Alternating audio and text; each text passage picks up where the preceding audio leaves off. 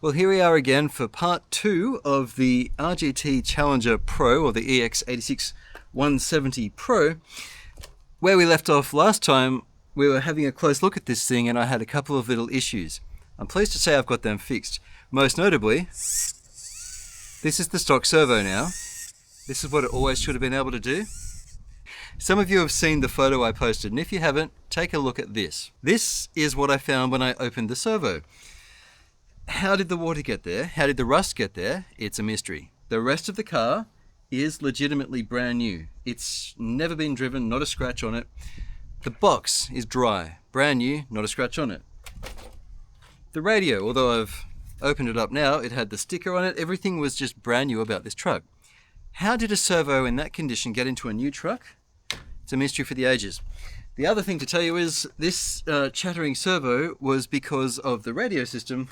Press it again, it does that, and then press it a third time, and then now she's engaged. The thing was on channel 9, which is a light controller, so it's off, blink, on, and that's what we had with the servo. So it was disengaged, chattery, then engaged. I've changed it to channel 10 thanks to a comment from the last video, so now it's just engaged, disengaged. So that's what you want. And related to that, we also found in the last video that the wire for the servo, for the sway bar, was connected the wrong way around. So it was in the wrong port and the wrong way around, and we had a dud servo in the front. I also had a crack in the body. The other complaint was the paint underneath here, which I now have a Hobbywing sticker over, appropriately since it's a Hobbywing motor.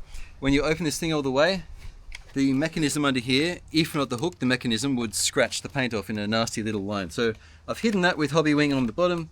Now that's my complaints out of the way. Now, I like the original RGT Challenger. I liked a lot about it. I didn't actually like the sway bar, and that's why I took it off when I did my modding. But otherwise, yeah, look, I'm pretty happy.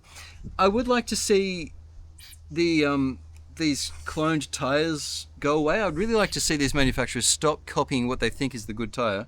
Nothing wrong with Hyrax. I personally don't use them much. They're good tires, right? But they seem to have adopted this as the tire in all these knockoffs, and I just wish they would use their own stuff. Cross RC releases its own treads. MST releases its own treads. Even RGT, some of their treads are actually their own, or as far as I know, maybe they're not. Still, I'd like to see them stop knocking off this pattern, because let's get some variety out there. Let's get maybe some more appropriate tires that match this body, because they don't really match it. Nor do the wheels, now I think about it. These are the same wheels you see on the Pro Runner and others. The last thing I didn't mention in my last video was this is a steel front bumper with a fair lead on it. The one on the original Challenger is plastic. Right, I think that's everything out of the way. Let's pop this off. We'll get a battery in it, and I'm going to run 3S today. Oh no, there was one more thing I did. Alright, so we're hurting the paint here, but I've got a sticker so I don't care. I also stuck a little extension cable on so that this thing doesn't have to unplug every time. I just run it underneath there. So what I'm really interested today is, when we hit the 6 problems, will this non-adjustable suspension be better or worse? Will the control from the FOC system be better? Yeah, it will be. And will this little servo stand up? Because it's still the original rusted unit. I scrubbed it and scrubbed it. I didn't desolder it and clean it out completely, but I rinsed it out. WD-40 was my answer, and it seems to have strength and speed that it should have. So whatever the cause, the brushes in the motor are still good. It's a brushed motor. I suppose we're going to find out. So let's hit the 6 problems and see what we think. So I was wondering how to best show the sway bar. Check this out. Right now it's engaged, and watch what happens when I disengage it. You ready? So that's disengaged. It gives you the full benefit of that. Engaged. So now it wants to keep things, there's a tension there, right? And so as soon as I press this button, I'm not changing any of my muscles. Up she goes. Now what happens if you engage it while you're up here? It doesn't engage properly. So I think you want to engage it when it's neutral. Yeah. But you can disengage it anytime you like. That's super interesting. All right, let's hit the 6 problems. This is problem 1, and the sway bar is engaged, I think. Now we've got portal axles under here, and although they're clones, the rubber isn't bad at all. So we've got pretty decent grip. Not bad at all, I'd say. Now this isn't the best time to use dig, but we could use that freewheel at least. You know what, I take it back. That might actually be useful, that freewheel.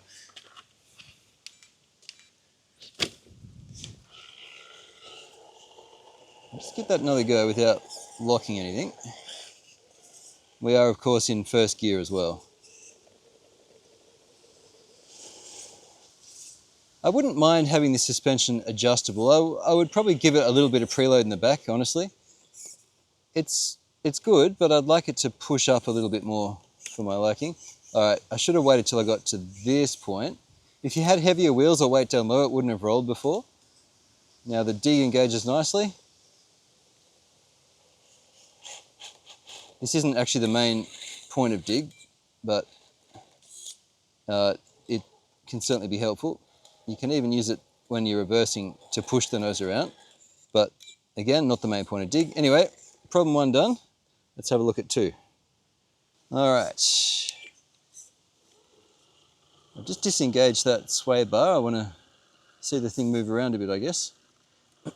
We're going to do some high-speed driving too and just see what difference it makes. Now this would be interesting. I just said I'd like to increase the preload in the rear. I wonder if just having the sway bar engaged would make a difference. Let's see. We'll just get back to neutral because I'd like it to actually be pushing a bit more. All right, so now it's engaged. Ah, look at that. That's the difference I needed. Wow. All right, so this car gives me the benefit of being able to measure, dig's engaged, the usefulness of a sway bar. Isn't that interesting? It gave me exactly what I wanted. I actually thought, come on, I want that dig to disengage. Why isn't it disengaging? Come on. There we go. I actually thought we'd have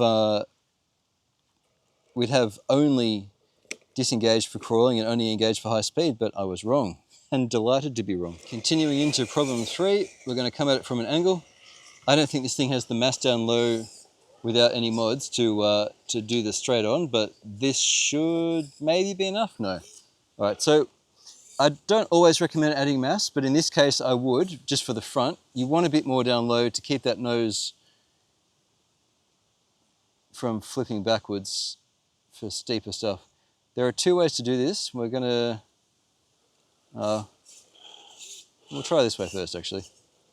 Now there's a case to be made for dig here on this problem too actually. But first we need to get up a bit more. In fact, look, I've just left the rear to freewheel. I was wrong in my last video where I said front wheel drive is useless. It actually has its place. Although it looks like the rear was still engaged there. It's not engaging and disengaging like it was yesterday, or the other day, whatever it was.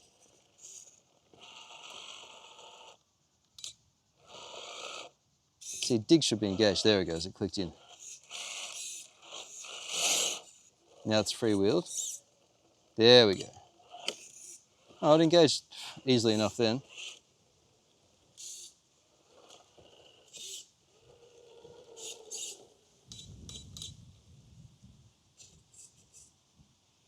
I'm trying to engage dig without losing my position on the rock here. Because dig should have popped in by now. There it goes. There we go. But now it's too far down, so now I'm freewheeling the rear. Is it enough? Come on. This mechanism is not reliable. Because it should be driving from the rear right now. It's not. Come on. Because that cost me the position on the rock. Come on, you should be engaged. God. So that mechanism not engaging is an issue. I wanted to like this car, and this is now starting to feel like I don't like it. It's still fine. On paper, it's quite good actually. And I'm sure if you have it, once you mod it a bit, you'll be happy, but this dig engagement is frustrating. I'd be considering taking the mechanism apart and seeing if we could file down some edges to it.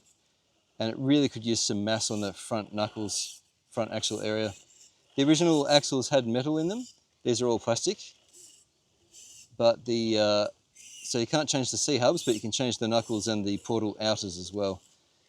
Do these already have some brass in them actually from memory? Yeah, they do. They've got brass on the outside, on the portal outers already. I didn't mention that either. So this second video was necessary.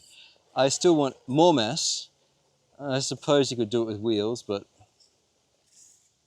I always prefer to keep it on unsprung weight and undriven weight, so the axles ideally. There we go. I thought there was a line, which is why we've kept at it. It just needed a little bit more hustle. And look, the control that we get from the Fusion means I can be very precise here. All right, let's try straight on. I didn't think it'd work, but maybe it will. I will say it's a beautifully precise car to drive. No, we can't do straight on.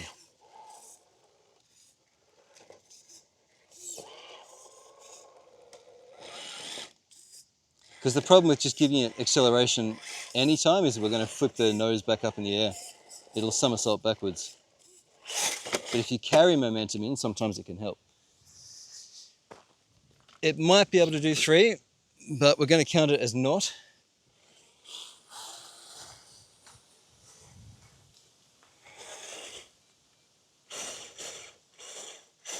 I've disengaged and she's still, like, we should be engaged. There we go. That whole time it should have been disengaged. Don't know what's going on there. Anyway, this is problem 4. It ends here on the lattice. And it's a challenge for anyone who hasn't seen this before. This rock here, and this rock here, and this rock here. Getting over from that, it'll high side and high side. So this tests your breakover ability.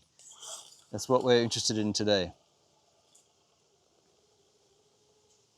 Now there's no light controller on those lights, by the way.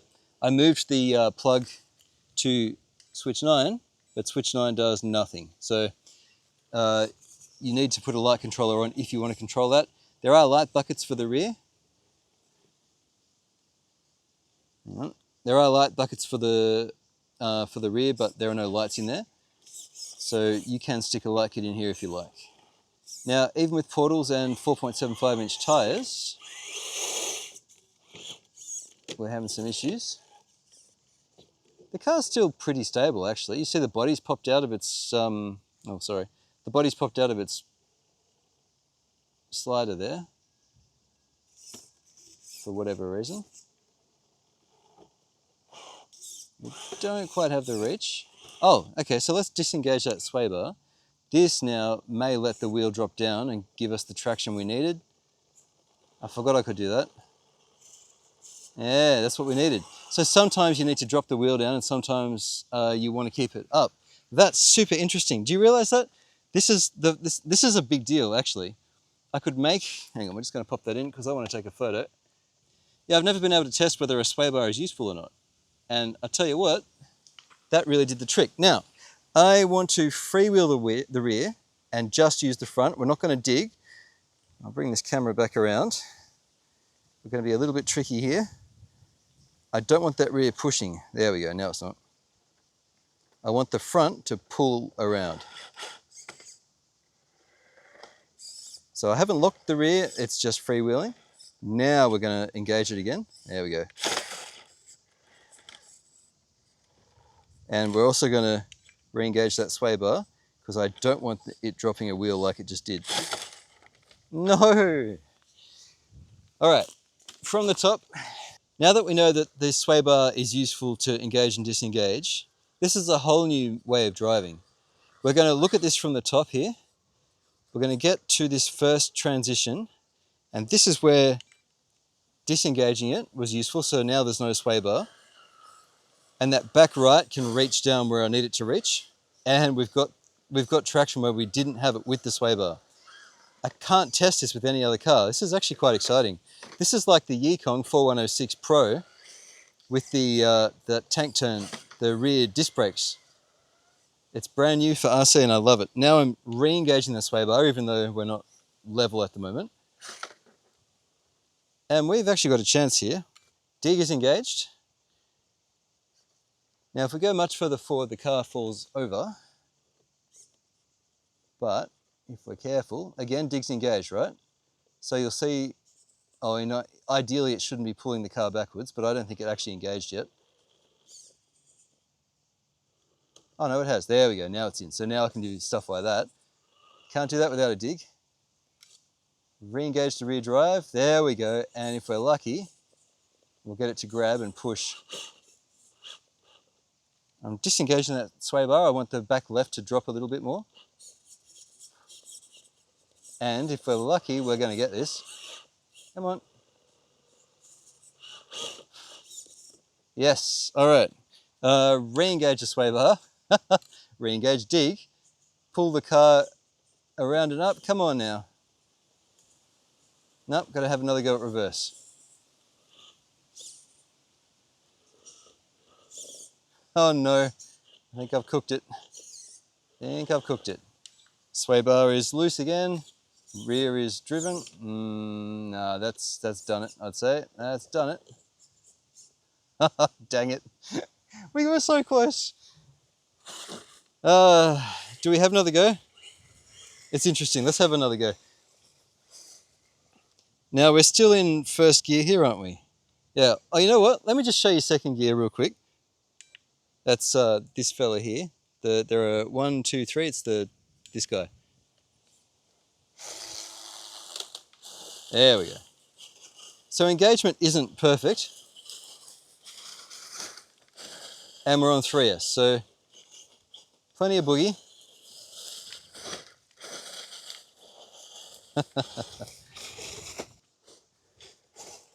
Come on. I've told it to go back to first, but it's not going.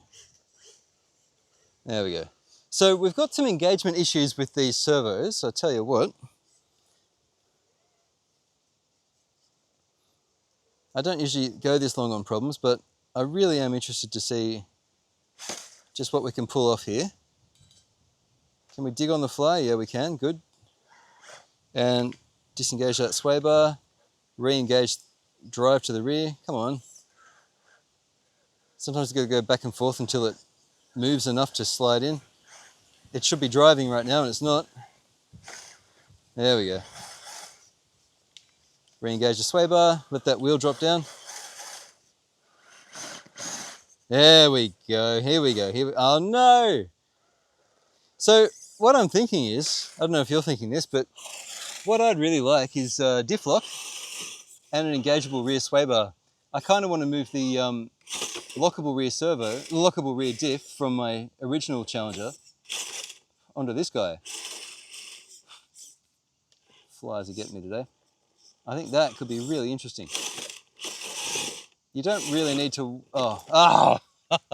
I'm calling it, oh dear. You don't actually need to worry about front diff lock for a crawler. You can leave that front locked all the time.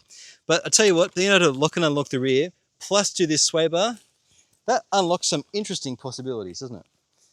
So we couldn't do problem 3 and we couldn't do problem 4, but it wasn't that far off, honestly, it wasn't that far off. This is problem 5.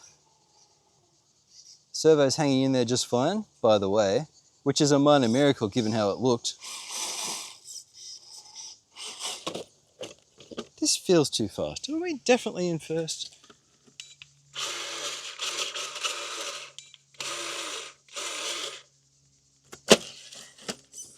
Not sure. No, I think we are in first. It's just the fact I'm in on 3S. The nice thing about having an FOC system like this is you can be on 3S and you get that higher speed and punch, but you still have that nice low modulation, nice low speed control is what I'm saying. Quite good. I'm a fan. Got to get that metal bar through. Thankfully it's very narrow. The rear of the body is actually caught right now, but we can wiggle and power through. All right, we'll just change positions. Okay, continuing. Oh, this car's a mixed bag, I tell you what. I really quite enjoy driving it. I just don't enjoy the little foibles it's got. Actually, I wouldn't mind having the sway bar engaged here, but can we? Let's see. I don't know if it's, oh, there we go. I kind of heard it click in, and now you see it's not crouching down as much as it was. That's what we needed. We just needed that support. So in lieu of having no adjustable rear, what's the word? Preload, the sway bar being able to engage and disengage is, interestingly, a reasonable analog for that. And it's adjustable, which is a lot easier to do than with suspension. So how about that? Ah.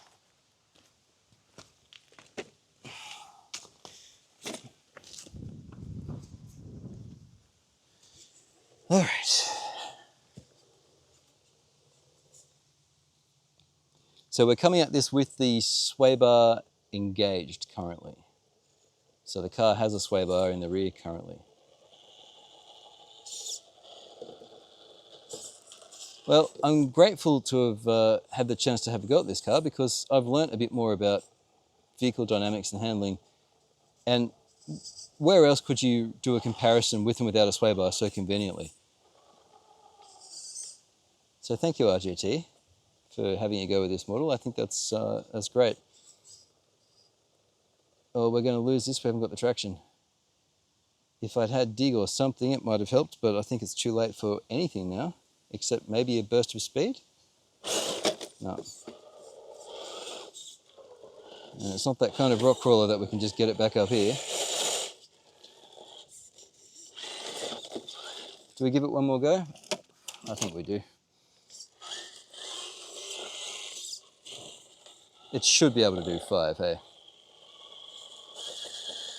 Yes, there's a bit of water on that rock, but this is not a difficult problem for a car like this. It shouldn't be anyway. So it could be let down by the tyres, and if we swap tyres, perhaps it would make all the difference. They're not bad tyres, but they're just not gripping on this particular rock in this particular circumstance. There, see? So this should just be able to bite just here, and oh, it's like nothing. I'm surprised it can even get up as far as it did. 5's out, doesn't have the traction. Interesting. This is problem 6. Now you'll see the sway bar I think is engaged. Watch what happens when I disengage it. That was anticlimactic. I thought it might have changed its position. It did not. I've re-engaged it, I think. Yeah, I have. And I think we're going to need it for problem 6, which ends once it can get up over this guy here, this rock here, with the back wheels. I'm actually going to disengage that sway bar again, because with these holes you want the wheels to be able to drop down, kind of like a droop setup, I guess, and this soft suspension does allow that. I tell you what, this car would be interesting with a little bit more mass under it and better tyres. I'm going to actually re-engage that sway bar because we're going to need it for this bit. I don't like our chances, but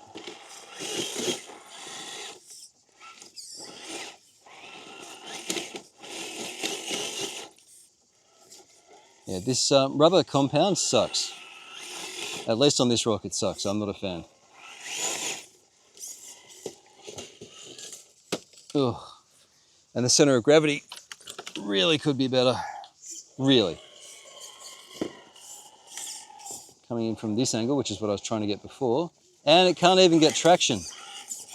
Ugh. Yeah, wheels and tyres make this car look bad. I think with different wheels and tyres, we'd get all 6 problems and it wouldn't even be hard. So I guess that's the next video for this car, even though it's kind of the same thing. If I was interested in buying this car, it's something I would want to know. They are vented. We know the tread's good, thanks to Proline's design. The high racks are popular for a reason. I personally don't favour them, but I certainly can't argue with the fact that they're good. I think there's better out there, but they're also pretty good. Like, I don't think it's the tread that's letting us down here. It's the compound, possibly the foams, but I think we've got, I don't want to hurt this ant. I think we've got compression where we need it. Come on, little ant. There you go. But I'm having trouble getting this car to do what I want.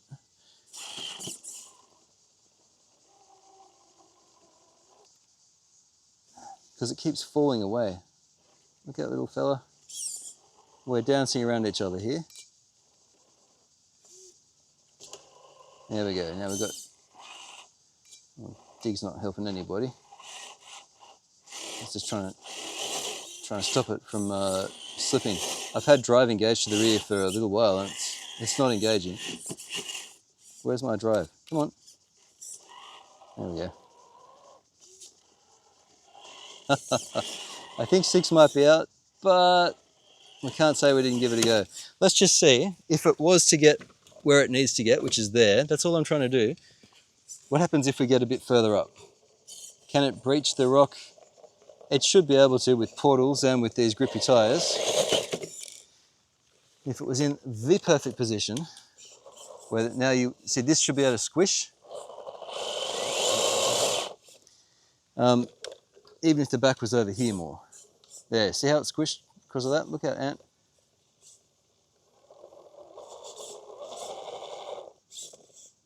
This is also a contender for dig. I just don't want to hurt this guy. What if we were up against it, best possible position, dig's engaged. What you want to see is this. You want to see it pull right in.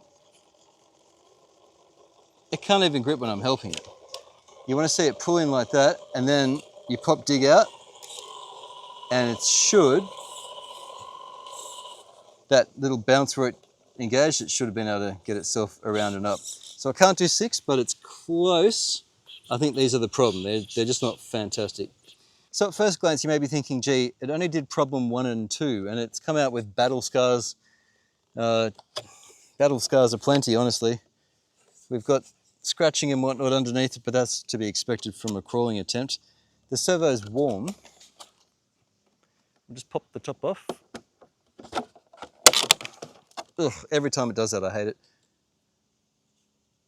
Our fusion unit is very warm, not hot, but it's getting there.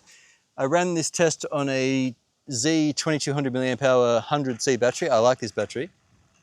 The wind is catching those fans. I like that too.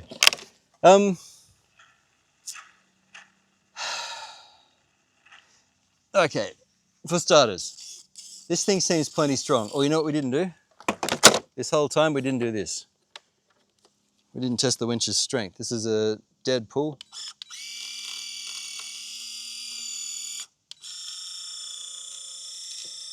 Nothing wrong with that. You can do a full pull there, so that's fine. We had some issues with engagement and disengagement of the dig. That was a constant annoyance. I had less engagement issues with the sway bar, but I had some. Not a big deal. The way these things work is they've got like a disc and another flatter disc, and they've got holes that should engage. And sometimes they'll just slide and grind without actually catching. On some models, especially on like the Capra, the SCX-103 transmission with the dig, you can take a file and just increase those gaps so that they just fall in a bit easier. You can also take off the corners of the engagement fingers, I guess you call it, so that they have a more rounded profile so that they slip in rather than just spinning past so they can catch. These are all things you can do yourself, and it doesn't hurt the thing just to take off a bit of metal, you know. The servo is good. It's not waterproof. Aside from the condition that I found it in, it had grommets underneath the 4 screws under it, but it didn't have a main grommet around the main parts of the servo. It's in 3 pieces, the case, and also underneath the horn, no rubber, no dielectric grease there. Dielectric? No grease under the horn area either. So the board itself looks to have had conformal coating on it, which is why I think it was unaffected by the rust inside. But the motor obviously is still susceptible. You still want to be able to keep water ingress out of your servo. So you might say it's water resistant, but once it's been in water, it's going to have water in there, which is not ideal. The tyre tread is good. The foams and compression are reasonable. The sidewalls are also about right. You saw it scrunch right up when I was giving it a bit of help on the rock over there. The problem is the compound. Now, when you crack a Proline G8 tyre out of the box, it's nowhere near as grippy as a Proline Predator compound. But once you run it in, like really use it, even if, okay, so same deal with the G8s. If I was to slap these wheels onto a short course truck or some fast truck and spin it around an asphalt parking lot for a while, and just really scrub them, get them hot, and kind of wear the rubber so it starts to, you know how it kind of curls up and little bits pick up off it? Then you come back here, you may find it's better. The other thing you can do is take these wheels off, put them in a Ziploc bag like a big one, just a quick spray of WD-40 and shut the bag, leave it for a couple of hours, then pull them back out again. You're not spraying the tires, you're spraying inside the bag, and that will eat the rubber a little bit, and it might also help with softening it up. The compound out of the box as it is, I'm not a huge fan of. We're just going to adjust this trim. Yeah. I didn't say a lot about the radio before, but it's quite comfortable and easy to use. I like that the little buttons light up when you're using them too, so that's actually fine. The adjustments are good enough. You don't get endpoints for any of these engagement servos. They're 100%, 0, and minus 100%. So they rely on the mechanism design. Cross RC gets around this by using springs on a lot of stuff. And so you're under tension and then you're releasing it. This has servo savers, which is like the high tensile steel spring, like it's mild, but whatever it is. The tension spring around the servo horn, so it kind of forces it. It's the bit that does the work. The servo itself on this rear one is not too bad at all. It's not warm, as it shouldn't be. The dig servo is warm, and the 2-speed shifter is warm. So what that tells me is, because we didn't use that 2-speed shifter much at all, it's actually under tension right now. I'm just gonna see if we can hold this open. This 2-speed shifter is actually too warm for my liking, and it will die.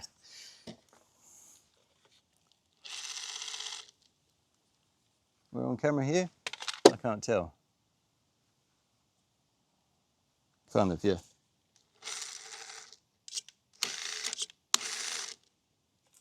So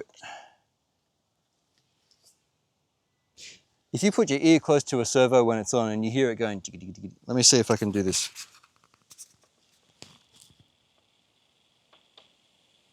If you can hear that, if you can't, it's going, it's trying to push a little bit further. So it's actually pushing against the spring on the servo saver here, and it's hot.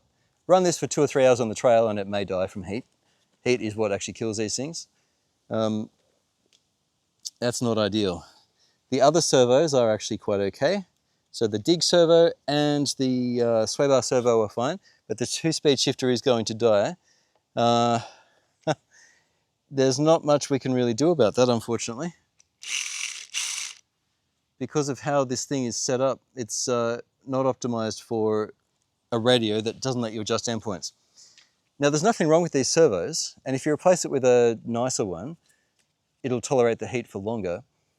The problem is that this radio doesn't let you turn the endpoint back. If it was any other radio that had that, instead of being 100% this way, you drop it back to like 80, 70, 60 until it's not putting pressure and it still engages where you want it to engage. Then you don't have the problem, and then the servo lasts. Because these servos are cheap, but they're fine. It's just that they're hot and they're dying from a poor setup. So it's not the servo that's bad. I'm just saying this because a few people in the comments said, oh, these servos are trash. No, I don't think they are.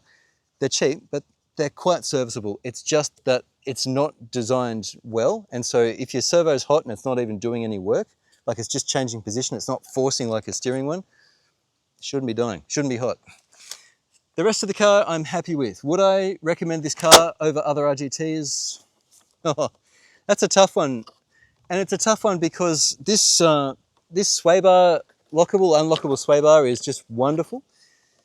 It's really worth experiencing if you're thinking about a car, and I actually don't mind the suspension in conjunction with the sway bar. Rear winch is cool. You've got room for a front winch. You don't have room for a front servo winch though. You need to, like there's a spare servo spot back here, but this needs work, this body bit. That, I don't know what it's for, but it's not a full size width, it's a smaller one. You could get a servo in here somehow, I think, with a bit of effort, and have another tube like this thing has and get it to the fair lead in the front. The problem also with that, ow, that went right through my finger.